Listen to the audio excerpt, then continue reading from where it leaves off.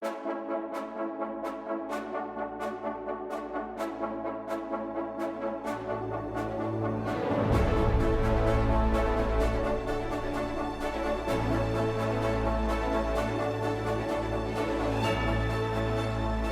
guys, welcome to the 4th annual Andy Awards, the only award show that matters. That is right. Celebrating the films of 2022.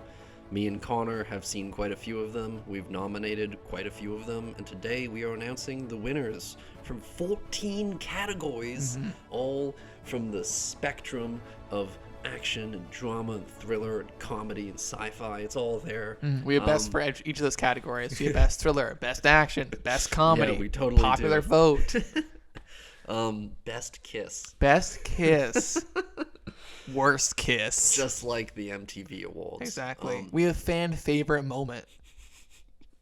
Of course. But yeah, welcome back. Thank you for attending the Andes. This has been a long time coming. We've been crafting this.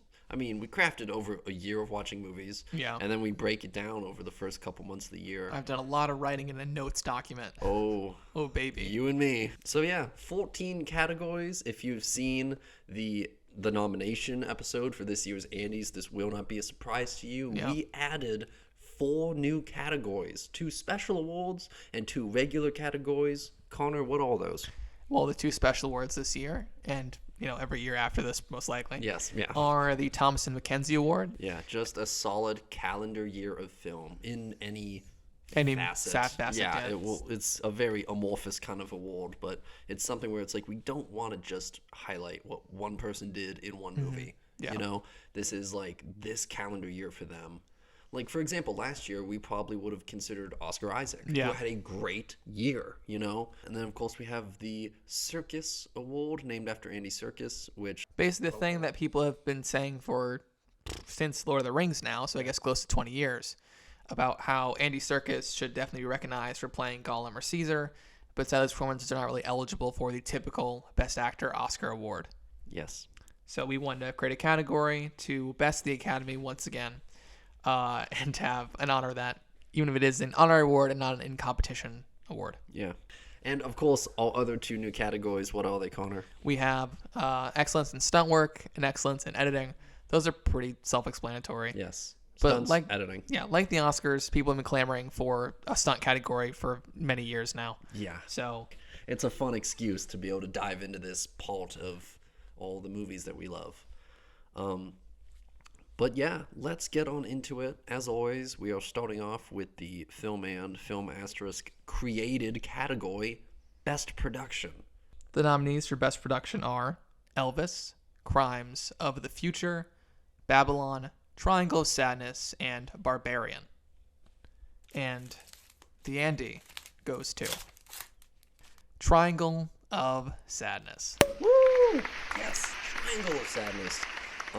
The end of what I would say is a very impressive hat trick that director Ruben Östlund has pulled off with Force Majeure, The Square, and finally Triangle of Sadness, a striking takedown of wealth and class and beauty, and the privileges of beauty, yeah. Exactly. The corruption that entails, yeah. And I think this got Best Production because it shows this very fascinating breakdown of opulence that we appreciated. And I think one of the main parts of that is the yacht scene. Yeah. The whole the second portion of the film takes place on the yacht. And that's where, like, a lot of the major iconography of this film comes from. Yeah. When I remember Triangle of Sadness, I'm thinking that giant yacht sequence. Yeah. Like, that's the one. You're thinking of the captain's dinner. Yes. As everyone would be, yeah. Yes. But when we talk about this award, obviously this is a combination, for those who don't know, of hair and makeup, costume design, and production design. Triangle of Sadness. Yeah, maybe it doesn't have, like, to the great, like, hair and makeup, though I'd argue there's a lot of stuff on the island, especially with Yaya, which is really great hair and makeup. Oh, yeah. The costumes in this are so perfect. Yeah. From, like, Yaya's runway look in the beginning to the way their clothes degrade on the island. Everyone on the yacht. Yeah. It's this, everything has this kind of shiny veneer on Yeah. it. It's so it feels like there's so much definition Yeah. in everything, you know, in the clothes, in all the accoutrements, your purses and your hair ties and your what have you. What have you, Yeah, it's everything that comes along with it, with these outfits, how people present each other. And I think, I mean, Triangle of Sadness does such a good job at showing who these characters are Yeah. through the production. Yes. Yeah. Yeah. Move, What? what? What? What? What? I don't know. Moving on, we have our next category, Best Editing. And the nominees are Frederick Thorvall for The Black Phone, Tom Cross, Babylon, Margaret Sixel, 3,000 Years of Longing, Adam Robinson, Blonde, Ty West, and David Kashevarov for X. And the Andy goes to Tom Cross for Babylon. Are you piping in the clapping sounds? Yes, as Okay. always. Best editing. Yeah. So Tom Cross. Tom Cross for Babylon. I mean, it started off, Connor, the rhythm of Babylon. Yeah. The nature of a Chazelle movie, with the exception, I would argue, of First Man, Yeah. but every Chazelle movie that involves music, there's this inherent rhythm to it, and it's just like a breakneck pace. And Babylon, especially, Oh, yeah. has this immense rhythm to it and has a breakneck pace. I just think back to the fact that there's you can always look at the opening sequence, the party that you have. That's kind Yes. of the introduction to the film. But the sequence that I always think about, that I'm always so impressed and engaged by, is when Margot Robbie and Brad Pitt make their way to these silent film sets that are just out kind of in the desert area, and they're making like 20 movies at a time because you can. It's silent. You just have your little box and you're shooting your film, and the madness that goes on there, and how you can edit something so densely and so quickly that you can just barely follow on, but you're catching everything. Yeah. And it's There's something so depressing and dark and devious about the way these movies are being made. They're not being valued whatsoever. They're literally just pumping them out because these are B pictures that are going to play before larger pictures. Yep. And we see Margot Robbie shooting a B picture. We see Brad Pitt shooting a big prestige biblical epic. yes. And the way this film sets are approached are very different ways, but they both have the same rhythm, and equating them as the same thing. One is not lower than the other, even though they're treating it as lower. But it's so energetic and so fast paced. You're never thinking of how just utterly gross what Margot Robbie is doing. Yes. It all blends so perfectly. Yeah. And then at the end, we can talk about arguably one of the most impressive elements of editing in that movie is that final montage. If you have not seen Babylon, I won't spoil what the final montage is, but we once again go back to that same energy of the silent film era with this huge orchestration Yes. of kind of this coda to the movie. And it's a pretty bold statement. It is, yeah. From Chazelle. But I guess moving on, best VFX. The nominees for Best Visual Effects are Everything Everywhere All at Once, Marcel the Shell with Shoes On, Avatar, The Way of Water, Top Gun, Maverick, and RRR. And the Andy goes to Avatar, The Way of Water. Now, Dan, yesterday when we were deciding the winners, I was throwing around a phrase a lot, referring to certain nominees, but particularly Avatar, The Way of Water. For me, it is undeniable. You can't look at what they accomplished, Weta Digital, being they in this instance, what Weta Digital accomplished, and just the sheer undeniability of the scope and the fluidity of those VFX. Yes, Marcel the Shell with Shoes On, and if the other nominees like Top Gun had invisible VFX, it is a lot harder to make something come out of thin air than to make something disappear, Yeah. And I think they've created an entire world out of nothing. People in mocap suits with cameras in front of their head, or in this instance, underwater. Yeah, there's something to be said for the magnitude at which Avatar: The Way of Water is working at. And you don't see this so often because so rarely do you have a film with this kind of budget, with this kind of faith behind it. And I think that's one of the most admirable attributes that James Cameron and Weta are allowed to pretty much have this sort of carte blanche time of years and years of digital effect work and so much money to be able to accomplish something that's this visually jaw-dropping. Also, Dan, I'm going to go on my soapbox for a little bit. High frame rate, good. End of story. That was a very quick soapbox there, bud. Yeah, that's all I have to say. And you know what? I will get on my quick soapbox. Gemini Man. Good movie. But yeah, congratulations to Avatar: The Way of Water. I'm sure all of you over at Weta have had the accolades around the world many times. Yeah. But from us, all little corner at Film and Film Asterisk, Yeah. thank you for the work you do. We've Yeah. been appreciating it ever since you started doing Lord of the Rings. Yes. So for context, we're recording this the Sunday morning of the Oscars. They have not yet happened. So hours before. yeah. So Maybe chances we'll are Weta's gonna get a second statue today. So if they do, good for you guys. I know you're about to get some gold, but if you ever want a PDF document, you come to us. Yeah. We will send you a very nice certificate. Yeah. All right. Well, moving on to our next category. This is a very special one for us, as always. Best Cinematography. And the nominees for Best Cinematography are Roger Deakins for Empire of Light, Hoyt van Hoytma for Nope, Bianca Klein for Marcel the Shell with Shoes On, Chase Irvin for Blonde, and Linus Sandgren for Babylon. And the winner is Roger Deakins for Empire of Light. Yes. So obviously, Dan, Roger Deakins, people like him. I would say they think so. he's good at his job. I think he makes images look pretty. Yes. It's no hyperbole to say he is one of the most respected and beloved cinematographers working today. And I would argue he has had some of the most respected and lauded collaborations with specific directors, one of my favorite being Sam Mendes. Yeah. The work he's done with Skyfall in 1917, and now Empire of Light. Which he won an Academy Award for 1917, a couple years ago. And now he's won an Andy. Yes, now he's won an Andy. Now we can actually have something to brag about. Exactly. When his friends come over and they see the Oscar on the mantle, they're like, "Oh, Roger, congratulations." And he's like, "Yeah, but..." And he looks off in this and it's an empty picture frame. He's like, "I'm still waiting on my certificate." He has that empty picture frame on his wall. And it just says in crayon, "Andy goes here." Andy goes here. Well, Roger, you don't need to wait any longer.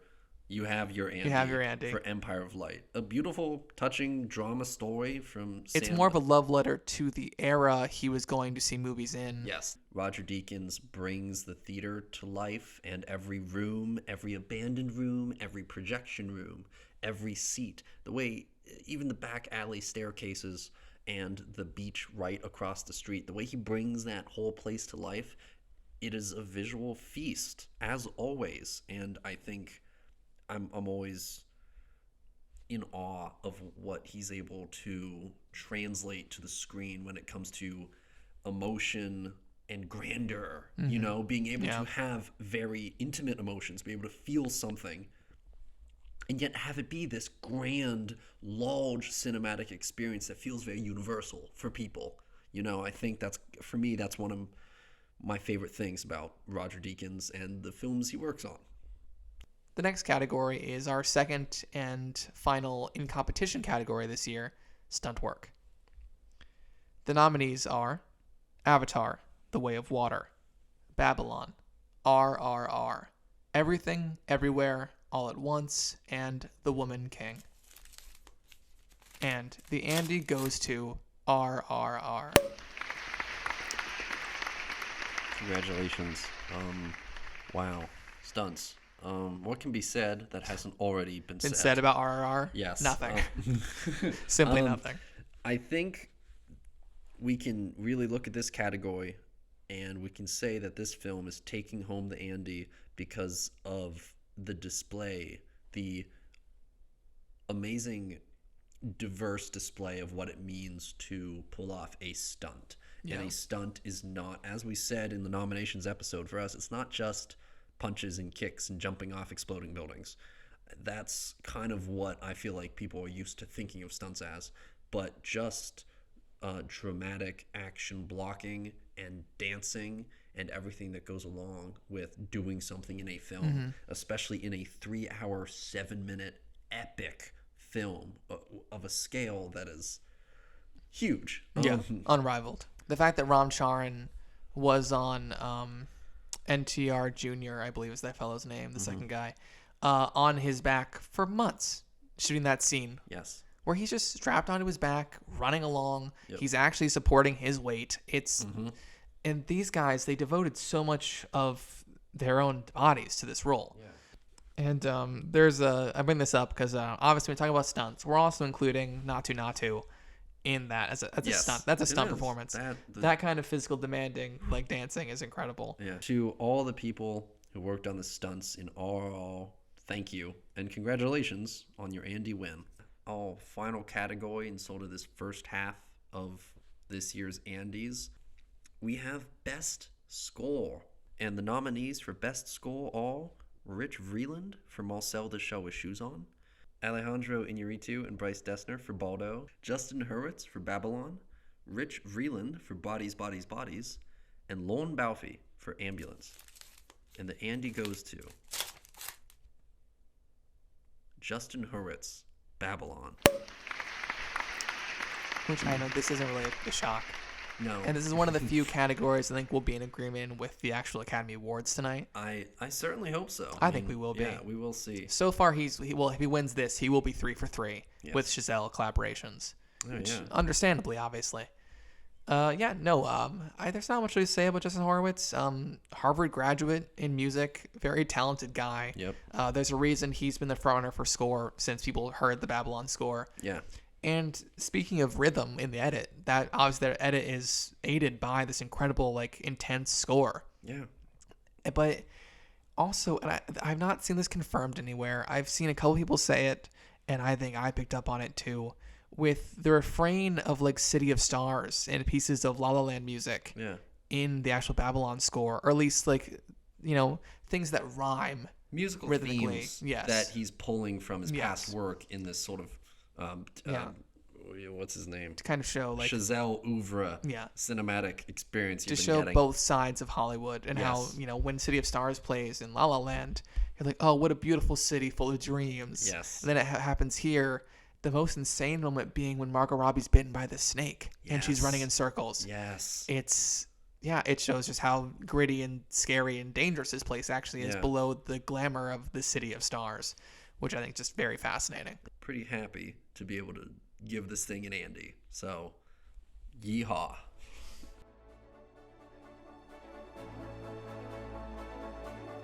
All right, and let's get into it.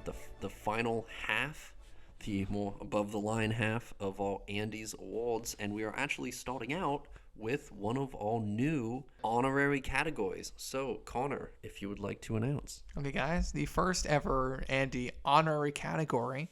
We are going with the Serkis Award first. And reminder for those who might have missed the opening of the episode, the Serkis Award is given to the person we feel gives the best motion capture or vocal performance of this calendar year. Mm-hmm. And we flirted with a few different ideas. We were down to 2 at the end of the day. But we really thought about who would really deserve the first ever Serkis Award for their work, in this instance for the motion capture performance. Mm-hmm. Terry Notary for playing Gordy in Nope. Yeah, our little chimp friend who is stuck on that horrifying sitcom in Jordan Peele's new insane film Nope. Yeah. Sci-fi Western horror Nope. Yes. And obviously, Terry Notary is no stranger to portraying primates on screen. No, I mean, one of the reasons that we've seen him like in so many different facets is the fact that he is a contemporary of Andy Serkis's. Yes. And he has worked with him many times, particularly on the Planet of the Apes films. Yes. And I believe he did the motion capture for Koba, correct?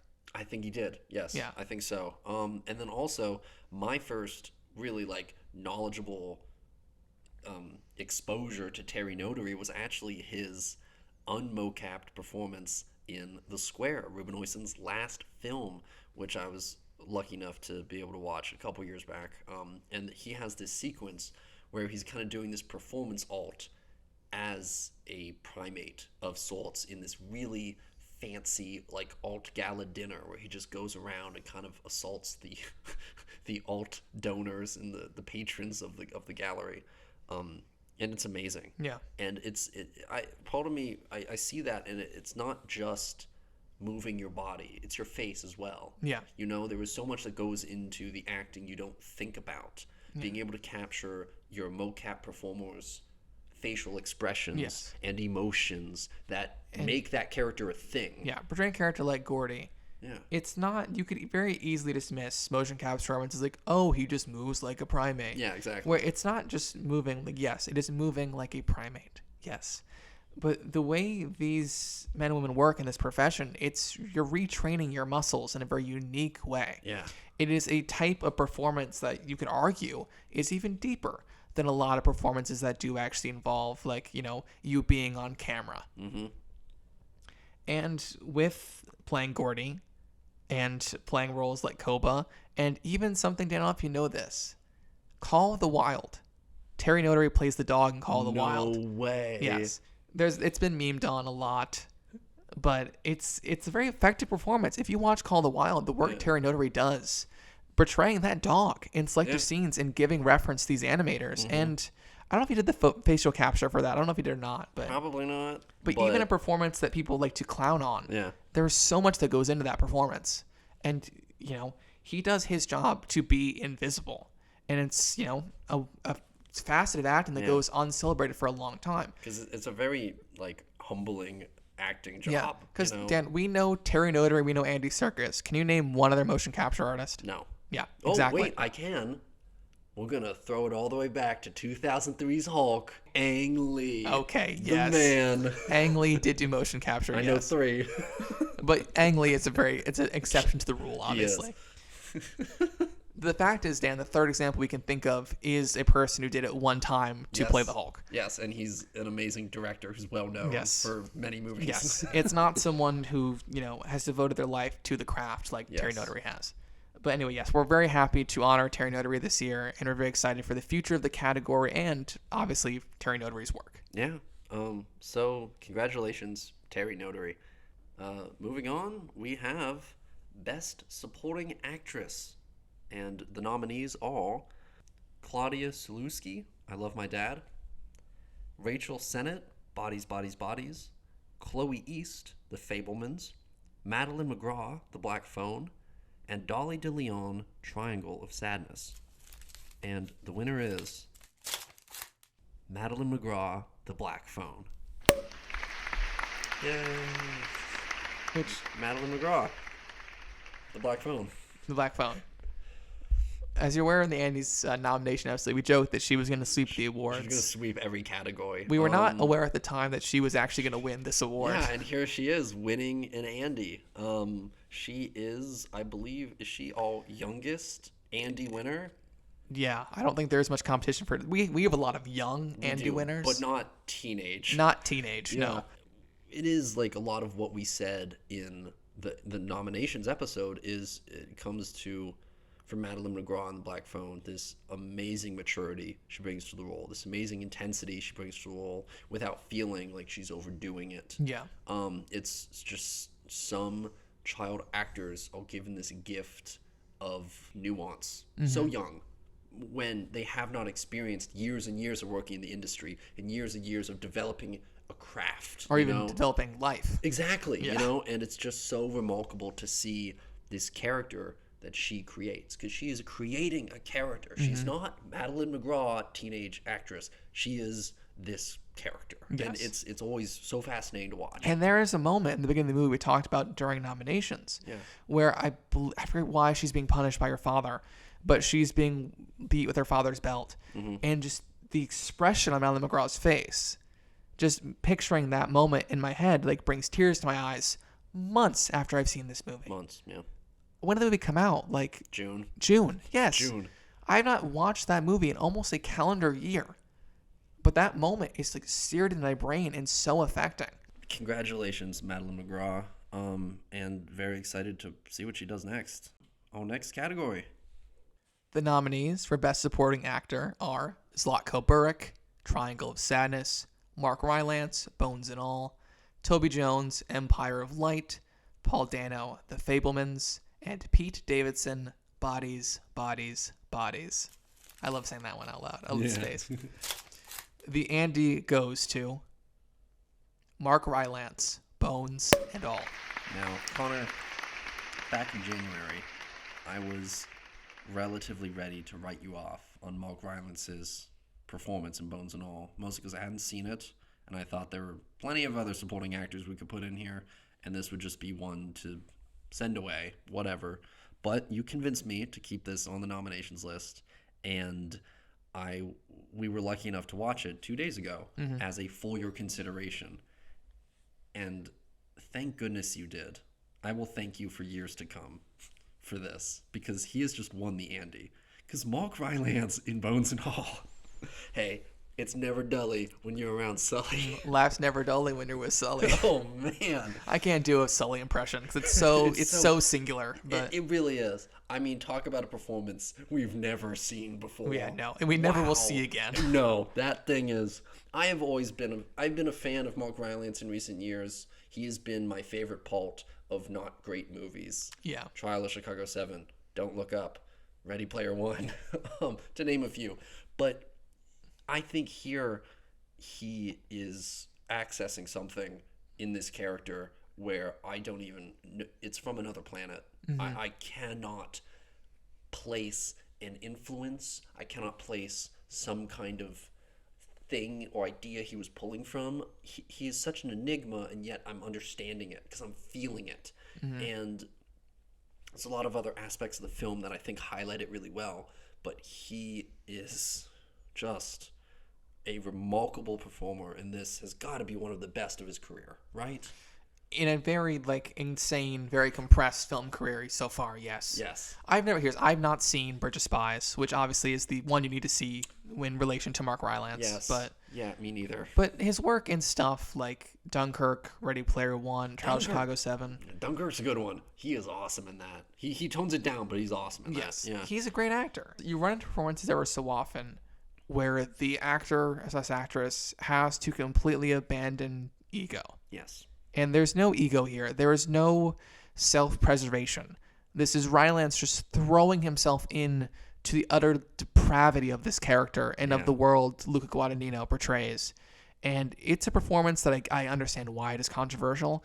Anything that just swings for the fences in this way is going to rub people the wrong way. Yes. And is going to be controversial. For me and for you, luckily, it really lands with us. Wow. Yes. And speaking back on this a little bit, just the nature of how much I from the start was a Rylance head from the beginning. I had 3 no budges. It was Rylance, it was Dano, who got the nomination, and Tim Roth for Resurrection. And you really wanted to get rid of Rylance because you hadn't seen it. You were a bit of a Bones and All denier in the beginning before you saw it. Really, the Timmy Cannibal movie? You wanted to put something in there? I hadn't seen it. Yeah. I didn't know what it was. I also didn't know it was Luca Guadagnino. Yeah, I know. But here's the end. I was like, Dan, trust me, we can't get rid of Rylance. I said, Dan, I will get rid of Tim Roth. I hate to do it, but if it means Rylance stays, we got to do it. And thank goodness. Yeah. Because, well, he's walking away with an Andy today. Yes. And Mark Rylance, thank you for a performance that chewed the scenery and chewed the crew members and chewed the cast. I know, yeah. Dude, I'm going to say it, Dan. He ate up that scenery, bones and all. Thank you for attending this year's Andes. This has been... anyways, but yeah. Make sure to go to the Bones and All buffet. Okay, well, moving on, we have our final new special honorary award. This is the Thomasin McKenzie Award, celebrating an individual's cinematic year in movies. And this year, this may not be a surprise for some of you, we have talked about her on a tier list. We have talked about her in previous Andes, and she is walking away with the Thomasin McKenzie Award. It is Anya Taylor-Joy for her work in The Northman, The Menu, and Amsterdam. 3 pretty amazing performances from, as anyone who has listened to our show knows, one of our favorite working actresses today. Yeah. One of our favorite working actresses who I believe, Dan, has yet to get an Andy nomination. Oh, yeah. She was really close for Emma. I think she was a 6th spot on both of our shortlists. She was close in Emma. That's about it, really. Last Night in Soho wasn't gonna be. It wasn't. I mean, she was good. It wasn't a great vehicle for Anya. No, it wasn't. But this year, she had 3 incredible vehicles for her. Yes. That just happened to be a very hard year. Mm-hmm. And we really wanted to honor her for that exact reason. Yeah. 3 incredible performances that, at least for me, The Northman and Amsterdam were like number 7 and 8 on my short list. Yeah. Very, very close to making the cut. Just couldn't quite get in there. I find it fascinating that I can't imagine anyone else these days, her age, her caliber, who is able to do 3 movies in 1 year, all from a different century. Mm-hmm. That, being able to do something contemporary, like The Menu, and really sell that and pull off her character, to be something in the 1920s or 30s with Amsterdam, and kind of have this interesting, weird, sinister air of the 20s and 30s, post-Depression, pre-World War II wealth, and then pull that off. And then The Northman, to be this Viking queen, the queen of generations of Vikings to come, and pull it off. Yeah. Truly a chameleon. Yes. She can do whatever she wants to do. It's amazing. And I mean, we're going to see her next in Furiosa. And yeah, Anna Taylor-Joy, very happy to give this first Thomasin McKenzie Award to a very close peer of Thomasin McKenzie. Yeah. And someone we love just as much as Thomasin, but sadly has not had the luck of having these 3 amazing performances in a year where they could slip in, sadly. Yes. So a big congrats to Anya. If ever want to come on the show, if you're listening, Anya, please. We would we'll love always to have have you on the you show. talk about craft. Give us a sneak peek of Furiosa. All right. Well, Thomasin, you literally can come on the show and talk about anything you want. Yeah, you can have our time slot. You can talk about knitting, whatever you like the doing. Economy of the Dutch economy. tulips. Go for it. Yeah. Moving on. We have our next category: Best Actress. Connor, take it away. The nominees for Best Actress this year are Ana de Armas, Blonde; Kate Blanchett, Tar; Charlie Dean, Triangle of Sadness; Carrie Condon, The Banshees of Inisherin; and Michelle Williams, The Fabelmans. And the Andy goes to Michelle Williams, The Fabelmans. And a deserved win. Yes. From, again, another actress who's been working at the top of the game for decades now. I mean, throwing it back to Brokeback, But, yeah, Michelle Williams with Fabelmans. One of those, it's a feel-good performance, but it's a bittersweet performance. And it's one of those greatest feel-good, bittersweet performances of the year. Yes. A performer who is always very brave and takes extreme risks. But playing Steven Spielberg's mother in a movie directed and written and produced by Steven Spielberg is a very high, crazy challenge. Yes. And she does it with such beauty and sensitivity and understanding for this woman. Mm-hmm. I don't think you were here for this. A few years ago, me and friends of the show, Steve and Clay, were sitting in our dorm room, sophomore year of college, talking about Mount Rushmore. Not the landmark. Yes. The ones we would put on Mount Rushmore. And I believe we did actor, director, actor, and actress. And for me, when we were doing actresses, other categories, I struggled. Oh, how do I get this down to 4? Yeah. Who do I begin to start with? The first name I wrote down, Michelle Williams. She is someone who constantly delivers. Yeah. And is now a 5-time Academy Award nominee with The Fabelmans, I believe. Yeah. Maybe 4. Honestly, this is one of the only performances that evolves with every watch. Mm-hmm. And I was able to recontextualize her performance for a second time. And it was like I was watching a new performance. It was like I was watching her act it all over again. And it was so fascinating. And it was just very awe-inspiring. And yeah, I think that's about all we can say on it, Congratulations to Michelle Williams. Next up, we have our final acting category of this year's Andes, Best Actor. And the nominees all: Mason Thames for The Black Phone, Paul K. Ill for Decision to Leave, Ram Charan, RRR, Harris Dickinson for Triangle of Sadness, and Austin Butler for Elvis. And the winner is Ram Charan, RRR. Someone we've discussed previously in this episode. Yeah. For the insane stunt work And I guess this win more encapsulates not only the stunts, not only the dancing, not only the singing, but a really powerful performance as an actor. Well, to be fair, he doesn't do his own singing in the movie. It's true. But everything else is him. But the lip syncing. The lip syncing is all The lip him. syncing is and him. a lip syncing can win an Academy Award, as evidenced. Yes, I have. Yes. So sorry to trash that. Not to trash Rami Malek, a great performance, but it's true. No, he's great in that movie. movie, in a movie that people have issues with, and I definitely understand. Yeah. Because Ram Charan, I would argue, I obviously have very limited exposure to him. I've only seen RRR in its entirety. I've seen clips from other movies that look insane. He looks incredible as always. I know. But in terms of full stop performer, there are few people in recent memory that I can look to as someone who is as charismatic and is just powerful as a presence as Ram Charan. The sheer magnetism of Ram Charan on screen is just fascinating. There's a reason he's one of the biggest stars in Tollywood. Yes.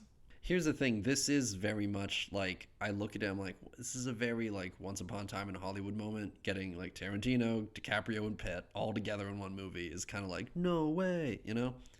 But that is what it feels like. It feels like we are seeing a momentous meetup in cinema, and it comes through. And again, an epic film. We don't get to see these epic films as much anymore. They don't make movies like RR anymore, at least not in the United States.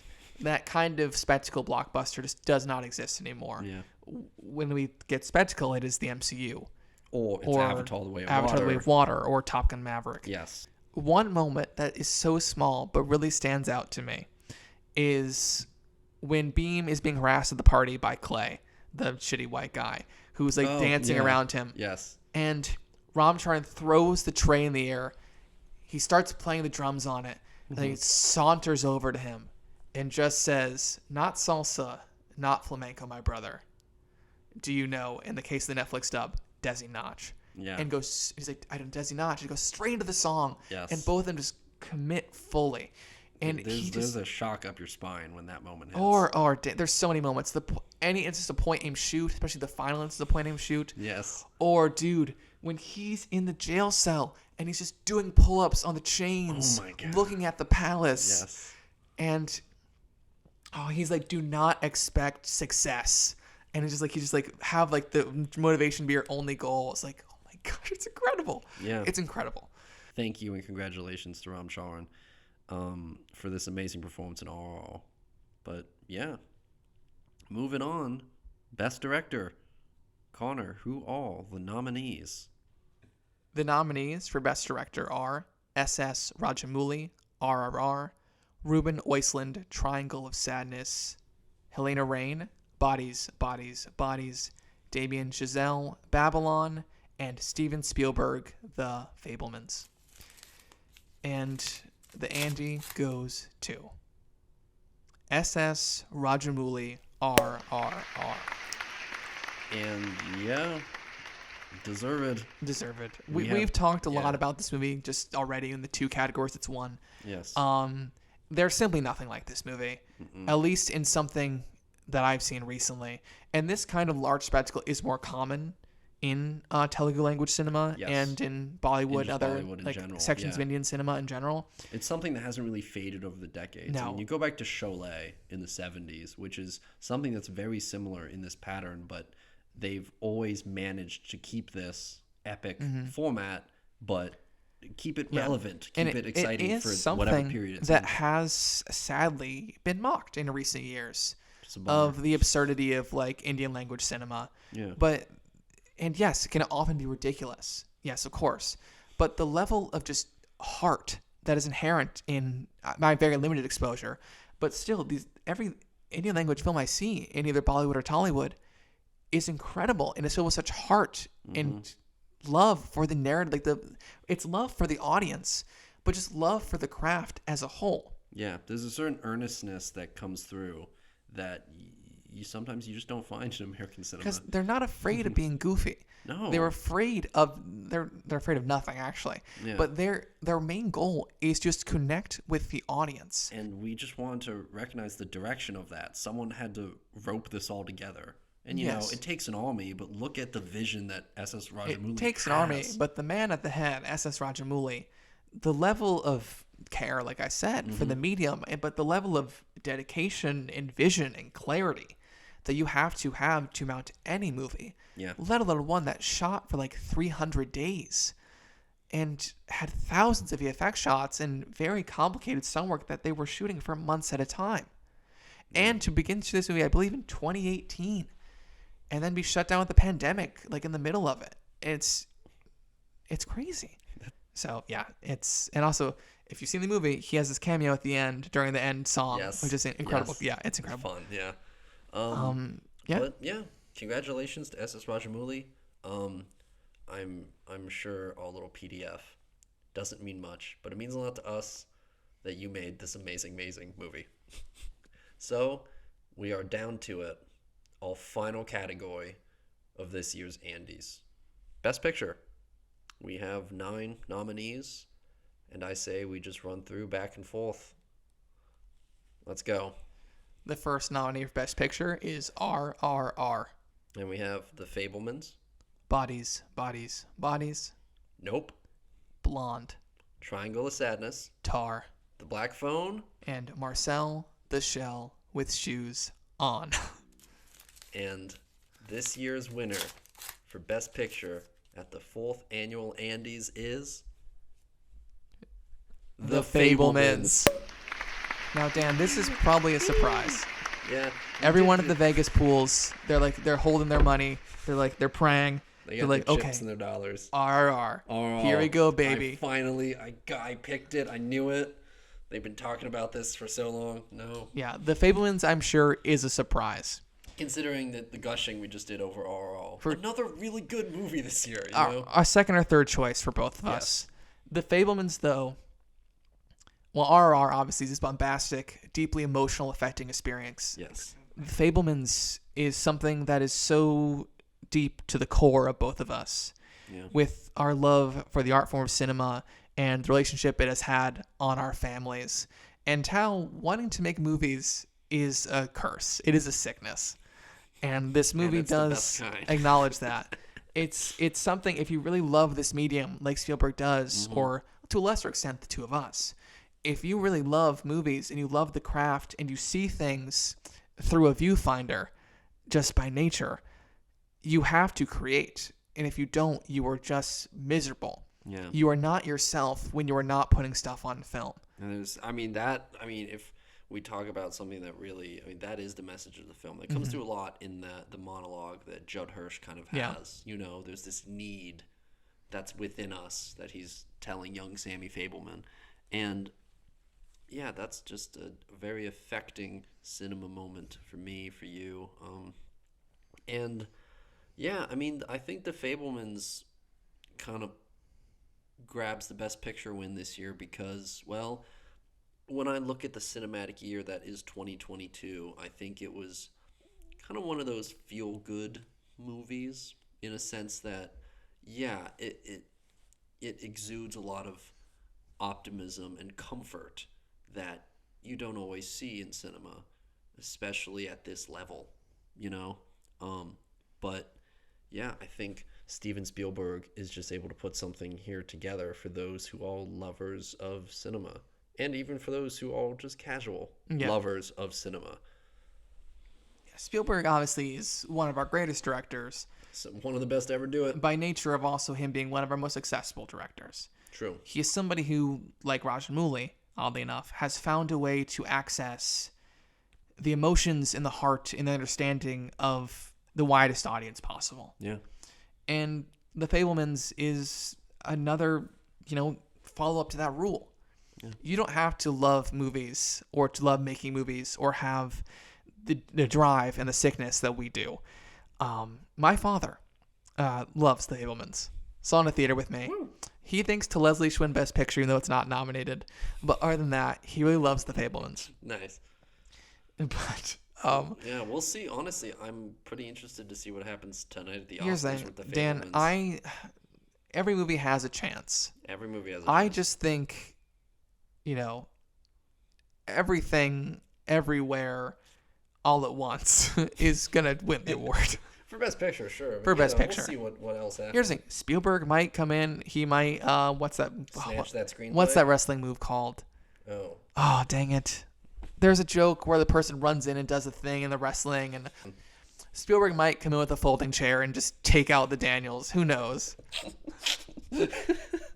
Spielberg might come out. Gotten rid of me yet? He might come down. He might come down from the top ropes, just clothesline both Daniels. Who knows? I would love that. Martin McDonagh's gonna win for Banshees, and he's gonna go, I'm gonna stop you. I'm gonna let you finish. Feynman's was the best script of all time. That's it. 2009 VMA's joke for you kids at home. But whether that occurs this evening at the Oscars, which at the time of you're hearing this, the Oscars have long happened. It'd be a pretty big jump from the slap to Spielberg coming at the folding chair. That'd be pretty. Here's the. It's the correct amount of escalation. If Kimmel has the hindsight to do a bit like that with someone calling it the folding chair, pretty good. Pretty good stuff. But, yeah, no matter what, The Fabelmans sits here as the 2022 Best Picture winner for the 4th annual Andes. On a personal sense, on a craft sense, on a script sense, acting sense. There's so much powerful performances as seen in the nominations. Chloe East, Paul Dano, Michelle Williams, Andy Winter. Again, a film literally jam-packed with good performances and good actors. And you just have some of the strongest. I really feel like Spielberg is doing the victory lap a little bit of, I got John Williams, I got Michelle Williams, I have all these exciting, awesome young actors. He's still just with it. He's nowhere near retiring, as he has said. Thank goodness. But there is he could. Oh, he could. He has long since been able to have a legacy that is more than cemented. And he's been wanting to tell these two stories, West Side Story and The Fabelmans, for years of his life. Yeah. These two things that have meant so much to him during his formative years and have inspired him creatively for so long, for years and years of his life, and is responsible for some of the most iconic films of all time. And it's like we're watching the first Steven Spielberg movie when we're watching The Fabelmans. And this 1-2 punch of West Side Story and Fabelmans for us as contemporary young 20-something film goers, these will always be my Spielberg films that he gave to us in the theater. And I just got shivers, man. I love this movie. And West Side Story too. My God, I think I kind of prefer West Side Story, honestly. By an inch. I don't know. I'm ever so slightly Fabelman, but fair. But yeah, congratulations to The Fabelmans, to everyone who worked on it and made a beautiful, beautiful movie. And congratulations to everyone nominated. All the winners. And thank you for listening to the 4th annual Andes. As always, if you want to go back and listen to our previous Andy winners, we have our little YouTube playlist right on the homepage. The Andes, all the nominations, all the winning award announcement episodes. And as always, you can hear all thoughts on previous films and see what we have talked about in the original 4 seasons of the Film and Run at Connor's Letterboxd, Cranberry18, as well as seasons 5 and 6 on my Letterboxd, DA_N. And if you have any thoughts, did you watch these movies? Did you like them? Did you hate them? What do you think of the winners? Did we snub anybody? I'm sure we did. I'm sure we snubbed more than a few people did. Yes. You can mention all of that on Cranberry 18's review of Cats. Well, all time is up. We have an award show to watch, and we're going to have some thoughts. It's very interesting. We've done this hours before the Oscars. This is the first time I think we've recorded on Oscars Day. It's the only time it's been this close. Yeah. But from all of us here at Film and Film Asterisk, thank you for listening, and you will hear from us soon. Bye, guys.